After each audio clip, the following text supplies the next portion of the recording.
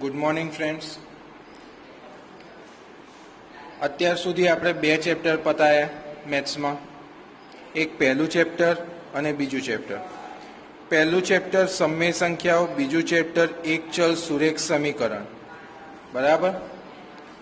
હવે આપણે ચાલુ કરીએ છીએ ચેપ્ટર નંબર 6. ચેપ્ટર નંબર 6 કયું? વર્ગ અને વર્ગમૂળ.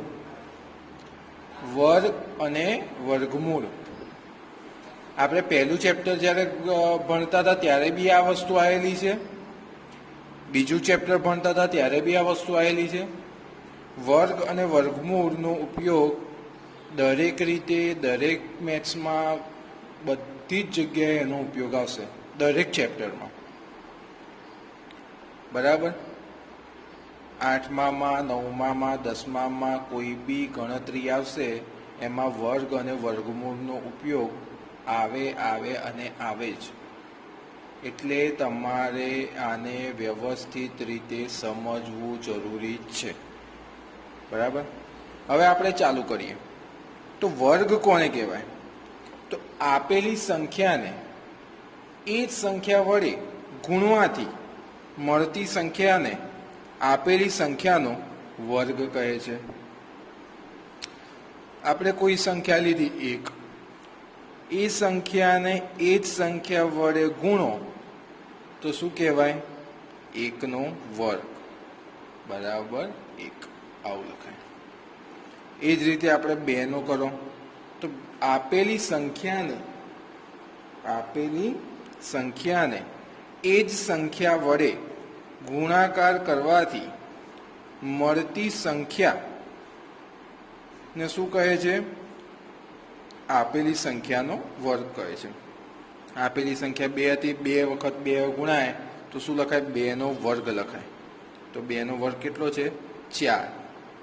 3 ગુણ્યા 3 એ જ રીતે કઈ રીતે લખાય? 3નો વર્ગ લખાઈશું, બોલાઈશું 3નો વર્ગ. તો 3નો વર્ગ શું? 9. 4 ગુણ્યા 4, 4નો વર્ગ તો શું લખાય? 16. બરાબર. તો તમને ખબર પડી વર્ગ કોને કહેવાય? વર્ગ એટલે શું? કોઈની બી 2 ઘાત હોય ને એને વર્ગ કહેવાય. એકના એક પદ, એકની 2 ઘાત એટલે 1 ગુણ્યા 1 થાય. 4ની 2 ઘાત તો 4 ગુણ્યા 4 થાય. એટલે 4 ગુણ્યા 4 કરો તો એનો જવાબ આવે 16. 4 ગુણ્યા 4. આ ખાલી તમારી જાણકારી માટે છે. આના પછીના ચેપ્ટરમાં તમારે આનો યુઝ કરવાનો આવશે. આની ડિટેલમાં આપણે સમજણ મેળવીશું. આવી રીતે 4 ગુણ્યા 4 તો કેટલી વખત 4 છે? તો 3. તો 4 ઉપર 3 ઘાત આવું લખાય. બરાબર. આને કહેવાય 4નો ઘન. આને શું કહેવાય? 4નો વર્ગ. આને શું કહેવાય? ઘન. આને શું કહેવાય? વર્ગ. 4 ગુણ્યા 4, 3 વખત 4 ગુણાયા તો 4ની ઉપર 3 ઘાત. એ જ રીતે 4 ગુણ્યા 4, 2 વખત 4 ગુણાયા તો 4ની 2 ઘાત. બરાબર. તો આપેલી સંખ્યાને એ જ સંખ્યા વડે ગુણાકાર કરતા મળતી સંખ્યાને શું કહેવાય છે? આપેલી સંખ્યાનો વર્ગ કહે છે. આગળ વાત. હવે પૂર્ણ વર્ગ સંખ્યાઓ કોને કહેવાય? તો આપેલી સંખ્યામાં જો કોઈ પૂર્ણાંકનો વર્ગ હોય તો આપેલી સંખ્યા પૂર્ણ વર્ગ કહે છે. આપેલી સંખ્યામાં જો કોઈ પૂર્ણાંકનો વર્ગ હોય તો આપેલી સંખ્યા પૂર્ણ વર્ગ કહે છે. પૂર્ણ વર્ગ સંખ્યા કહેવાય. ઉદાહરણ આપણે સમજીએ એટલે સમજણ પડશે વ્યાખ્યા શું કહેવા માંગે છે. બરાબર. તો ધારો કે અહીંયા હું લઉં છું 16. તો તમને આગળ જ આપણે ભણ્યા 16 કેનો વર્ગ છે? તો કે 4નો વર્ગ 16 થાય. બરાબર. 4નો વર્ગ શું થાય? તો આ 16 શું કહેવાય? તો કે પૂર્ણ વર્ગ સંખ્યા છે એમ કહેવાય. ખબર પડી? ફરીથી અહીંયા ધ્યાન. આપેલી સંખ્યા કોઈ પૂર્ણાંકનો વર્ગ હોય મીન્સ કે 16 જે આપેલી સંખ્યા છે એ કોઈ પૂર્ણાંક સંખ્યા એટલે 4નો વર્ગ છે, તો આ આપેલી સંખ્યા એ પૂર્ણ વર્ગ કહેવાય. બરાબર. એ જ રીતે આપણે ઉદાહરણ લઈએ 5નું. 5 ગુણ્યા 5 એટલે એને લખાય 5નો વર્ગ એટલે લખાય 25. તો 25 શું છે? તો એ લખાય પૂર્ણ વર્ગ સંખ્યા. 25 ને શું કહેવાય? પૂર્ણ વર્ગ સંખ્યા. એ જ રીતે બીજું એક એક્ઝામ્પલ લઉં તો 8 ગુણ્યા 8 બરાબર શું લખાય? તો 8નો વર્ગ 64. તો 64 છે એને શું લખાય? તો કે એને બી પૂર્ણ વર્ગ સંખ્યા કહેવાય. 25 ને બી પૂર્ણ વર્ગ સંખ્યા કહેવાય. આ ઉપર આપણે જોઈએ તો આ 1 છે, આ 4 છે, આ 9 છે, આ 16 છે. આ બધી સંખ્યા કઈ કહેવાય? તો કે પૂર્ણ વર્ગ સંખ્યા કહેવાય. ખબર પડી ગઈ? તમને ખાલી ખબર હોવી જોઈએ કે કોને વર્ગ કહેવાય, કોને પૂર્ણ વર્ગ કહેવાય. બરાબર. હવે આગળ વાત. પૂર્ણ વર્ગ સંખ્યાઓમાં હવે હાલ તો તમારે 4, 6, 16, 84, 64 આવી નાની નાની સંખ્યા આપી હોય ને તો તમને ગણતરી કરવામાં ઇઝી રહે. પણ અમુક વાર મોટી સંખ્યા આપી છે, બરાબર, તો એ વખતે તમારે આ જે વસ્તુ અત્યારે હાલ આપણે સમજીએ છીએ એનો ઉપયોગ ત્યારે આવશે. અને આ વસ્તુ તમને સમજણ પડે એટલે તમારે વર્ગ અને વર્ગમૂળ સમજવું એક તમને સમજવામાં થોડી ઇઝી રહે. જેનો એકમનો અંક 1 અને 9 હોય તો એનો વર્ગ જ્યારે કરો તો છેલ્લો અંક 1 આવે. કઈ રીતે? અહીંયા જોઈએ 9 છે એનો વર્ગ કેટલો થાય? 81. 1 છે એનો વર્ગ કેટલો થાય? 1.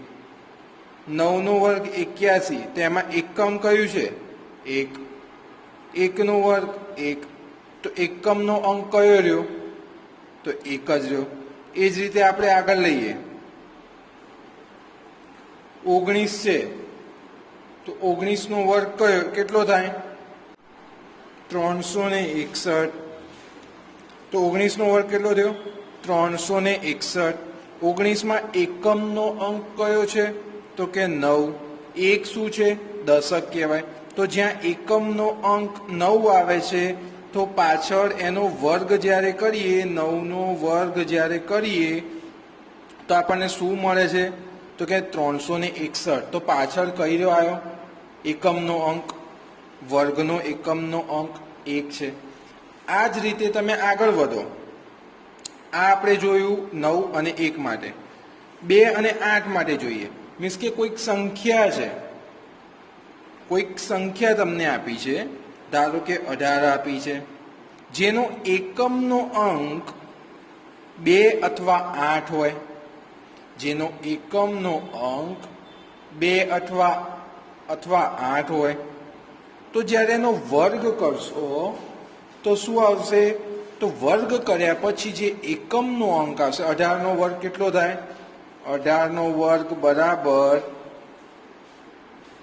324. બરાબર. તો આ 4 શું છે? વર્ગ 18નો જે કર્યો એમાં 4 જે મળ્યો આપણને એ શું કહેવાય? તો એ વર્ગમાં જે સંખ્યા મળી એનો એકમનો અંક છે. આ સંખ્યામાં એકમનો અંક 4 આવ્યો. આ સંખ્યામાં એકમનો અંક 8 હતો. આપણને શું કીધું હતું કે જે સંખ્યામાં એકમનો અંક 2 અને 8 હોય અને એનો તમે વર્ગ કરો તો એનો એકમનો અંક 4 મળે. એ જ રીતે 17 લો. 17નો જ્યારે વર્ગ કરશો તો 289 મળશે. એકમનો અંક શું છે? 9. તો એ જ રીતે જે એકમનો અંક, જે સંખ્યામાં એકમનો અંક 3 અને 7 હોય જે સંખ્યામાં એકમનો અંક 3 અને 7 હોય, શબ્દ ધ્યાનથી સાંભળજો, એ સંખ્યાનો જ્યારે તમે વર્ગ કરો, જે સંખ્યામાં એકમનો અંક 7 હોય, એ સંખ્યામાં જ્યારે તમે એ સંખ્યાનો વર્ગ કરો તો મળતી સંખ્યામાં એકમનો અંક 9 હોય. એ જ રીતે આપણે 1 અને 9નું સમજ્યું, 2 અને 8નું સમજ્યું, એ જ રીતે 3 અને 7નું સમજ્યું, એ જ રીતે 4 અને 6નું થાય. 16 અહીંયા લખું છું તો 16નો વર્ગ કેટલો થાય? તો 16નો વર્ગ થાય 256. તો પાછું શું કહેવાય? જે સંખ્યામાં એકમનો અંક 6 છે એનો વર્ગ કરો તો મળતી સંખ્યામાં એકમનો અંક 6 મળે. હવે આ તો મોટી મોટી સંખ્યા થઈ. સાહેબ આ કઈ રીતે ખબર પડે? આવું યાદ રાખવાનું? યાદ રાખવાની જરૂર નહીં. તમે જ્યારે 1 થી 9 સુધીના તમને વર્ગ ખબર જ હોય. 1નો વર્ગ શું થાય? 1 થાય. 2નો વર્ગ શું થાય? તો કે 4 થાય. 3નો વર્ગ શું થાય? તો કે 6 થાય. 4નો વર્ગ શું થાય? 16 થાય. 3નો વર્ગ 9. 4નો વર્ગ શું થાય? તો કે 16 થાય. 5નો વર્ગ શું થાય? તો કે 25 થાય. 6નો વર્ગ શું થાય? તો કે 36 થાય. બરાબર. 7નો વર્ગ શું થાય? તો 49 થાય. 8નો વર્ગ શું થાય? તો 64 થાય. 2નો વર્ગ 4, 3નો વર્ગ 9, 4નો વર્ગ 16, 5નો વર્ગ 25, 6નો વર્ગ 36, 7નો વર્ગ 49, 8નો વર્ગ 64, 9નો વર્ગ 81, બરાબર. 10નો વર્ગ 100. હવે અહીંયા ધ્યાન, તો 2 અહીંયા આપેલા છે તો પાછળ શું થયું? 4, 3 છે તો 9, 4 છે તો અહીંયા 6 થઈ ગયું. એકમનો અંક જોવાનો, 5 છે તો પાછળ 5 રહ્યું, 6 છે તો પાછળ 6 રહ્યું, 7 છે તો પાછળ 9 થઈ ગયું, 8 છે તો પાછળ 4 થઈ ગયું, 9 છે તો પાછળ 1 થઈ ગયું. આપણે શું કહેતા હતા? 1નો વર્ગ, 1 અહીં લઈ લઉં છું. આપણે શું કહેતા હતા? 1 અને 9, 1 અને 9 એનો એકમનો અંક હોય તો એનો વર્ગ જ્યારે કરો તો એકમનો અંક શું આવે? 1 આવે, જે મળતી સંખ્યામાં. તો અહીંયા 9 છે એમાં કેટલું આવ્યું પાછળ? 1. 1નો વર્ગ 1, ખબર પડી. એ જ રીતે 2 લો, 8 લો, એકમનો અંક શું છે?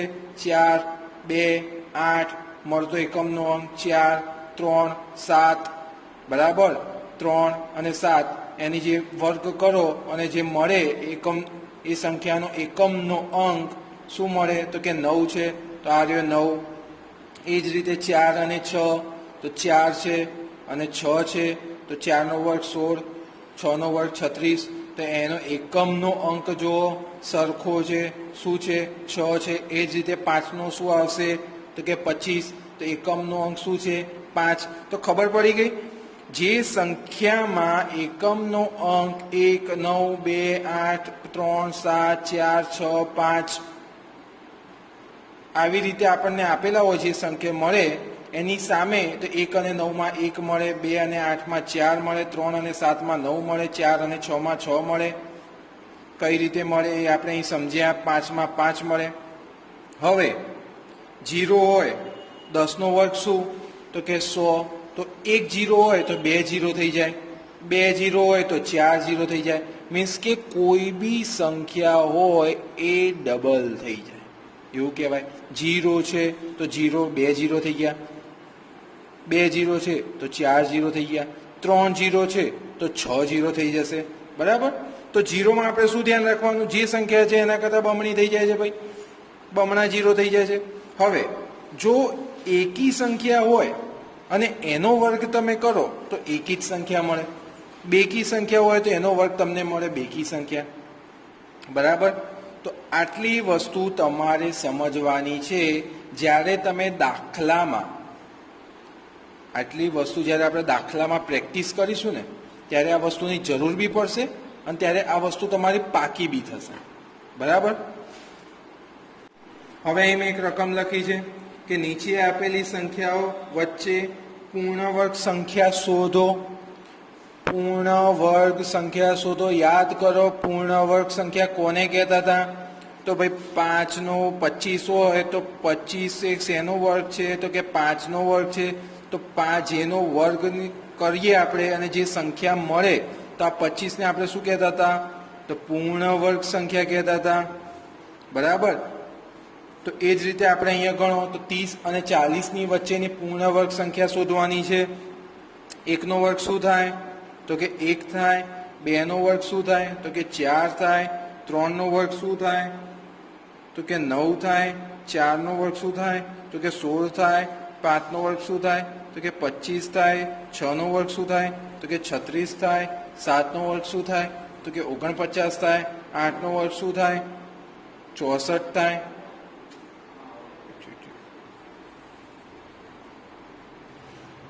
એક એ 30 ની 40 ની વચ્ચે આવતી સંખ્યા શોધો. 1 આવે ના આવે, 4 આવે ના આવે, 9 આવે ના આવે, 16 આવે ના આવે, 25 આવે ના આવે, 36 આવે હા આવે છે, 49 આવે તો કે ના આવે, 64 આવે તો કે ના આવે. તો પૂર્ણ વર્ગ સંખ્યા કઈ કહેવાય? 30 અને 40 ની વચ્ચેની પૂર્ણ વર્ગ સંખ્યા કઈ છે? તો કે 36 છે.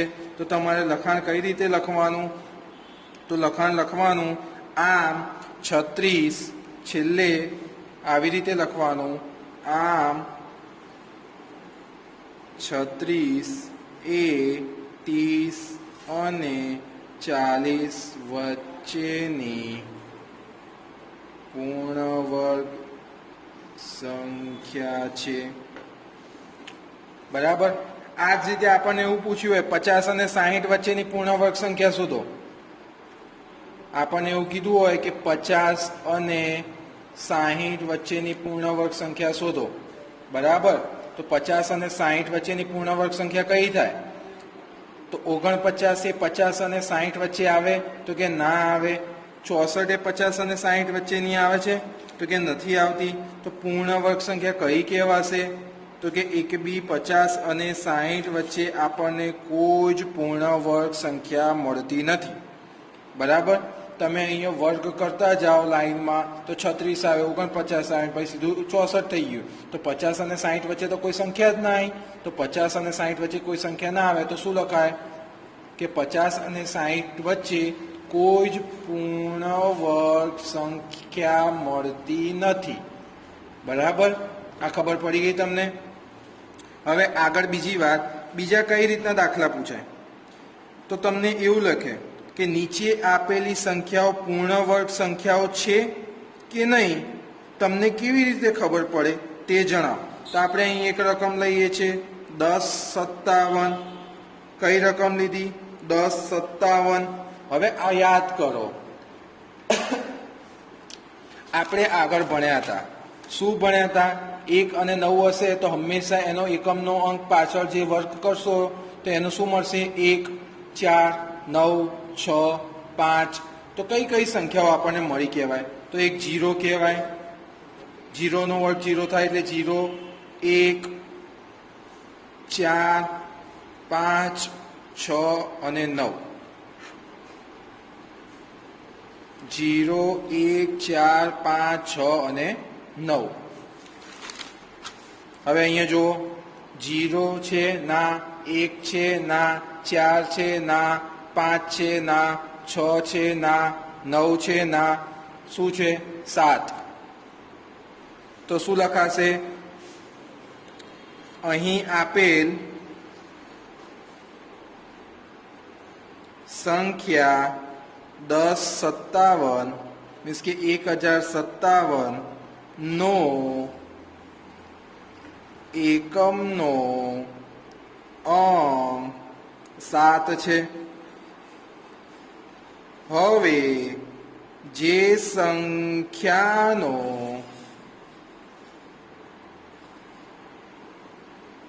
એકમનો અંક 0, 1, 4, 5, 6 કે 9 હોય તે જ સંખ્યા